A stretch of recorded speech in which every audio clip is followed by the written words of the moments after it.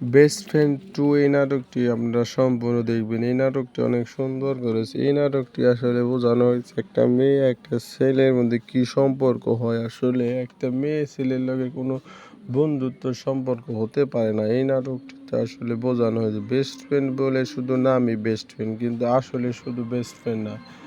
আসলে এটা হচ্ছে শারীরিক চাহিদা মেটানোর একটা জিনিস। কারণ হচ্ছে যে আসলে আমাদের সমাজে এসব কথাবার্তা বহুত হয় যে আমাদের সমাজকে পরিবর্তন করতে হলে আসলে আমাদের এসব জিনিস চেঞ্জ করতে হবে। বেস্ট ফ্রেন্ড নামক বন্ধুত্ব হচ্ছে যে আসলে রোমের বাইরে, রোমের ভিতরে না।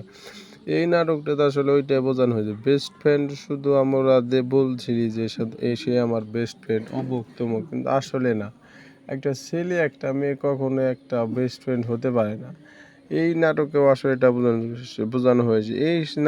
এই নাটকটিতে আসলে ছেলেটি নামাজ পড়তো, আর এক বন্ধুকে বোঝানোর চেষ্টা করতো যে তুমি নামাজ পড়ো, কিন্তু আসলে এটা কেউ করতো না। এই হলো আসলে আমাদের সমাজের রীতিনীতি।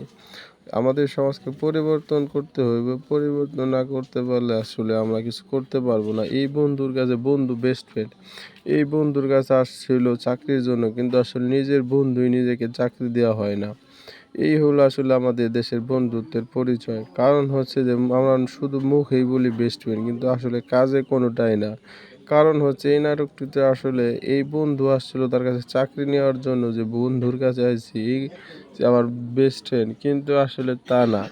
কারণ হচ্ছে যে বন্ধু নিজের সেলফ রেসপেক্টটা একটু বেশি দেখে, এই কারণে আসলে চাকরি হয় না। কিন্তু অত বড় একটা ফ্যামিলির লগে সম্পর্ক হওয়ার পরে তার তার ঠিকই চাকরি হয়ে যায়, কিন্তু সেই বন্ধুটার এই চাকরি চলে যাওয়ার থেকে সেই বন্ধু বাঁচিয়ে ফেলে। এই হলো আসলে বন্ধুত্ব। সবাই আসলে বন্ধুত্ব টিকিয়ে রাখতে পারে না। না।